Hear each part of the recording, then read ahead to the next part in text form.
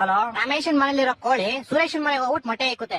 ಇವಾಗ ಮೊಟ್ಟೆ ಯಾರ್ದು ಅಂತ ಹೇಳಪ್ಪ. ಮೊಟ್ಟೆ ಈಗ ಸುರೇಶನ್, ಯಾಕಂದ್ರೆ ಕೋಳಿ ಸುರೇಶನ್ ಮನೇಲಿ ಬಂದಿರ್ತಲ್ಲ, ಯಾರ ಮನೇಲಿ ಬಂದ್ ಮೊಟ್ಟೆ ಇಡುತ್ತೋ ಅವ್ರದೇ ಮೊಟ್ಟೆ. ಇಲ್ಲ ಲೇ, ಇಲ್ವಾ? ಮತ್ತಿನ್ಯಾರ್ದು ಮೊಟ್ಟೆ? ಕೋಳಿದಲ್ಲಿ.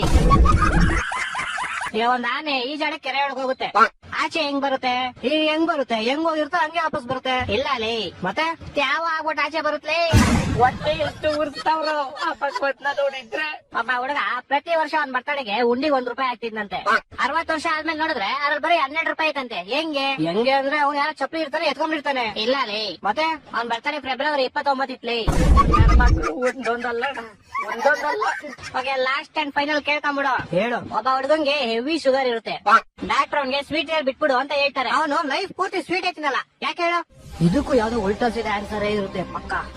ಯಾಕಂದ್ರೆ ಅವ್ನ್ಗೆ ನಾನು ಹೇಳ್ತೀನಿ ಕೇಳು. ಯಾಕಂದ್ರೆ ಆವಾಗ್ಲೇ ಹೇಳಿದ್ನಲ್ಲ, ಅವ್ನಿಗೆ ಶುಗರ್ ಇರುತ್ತೆ, ಡಾಕ್ಟರ್ ಹೇಳ್ತಾರೆ ಅದಕ್ಕೆ.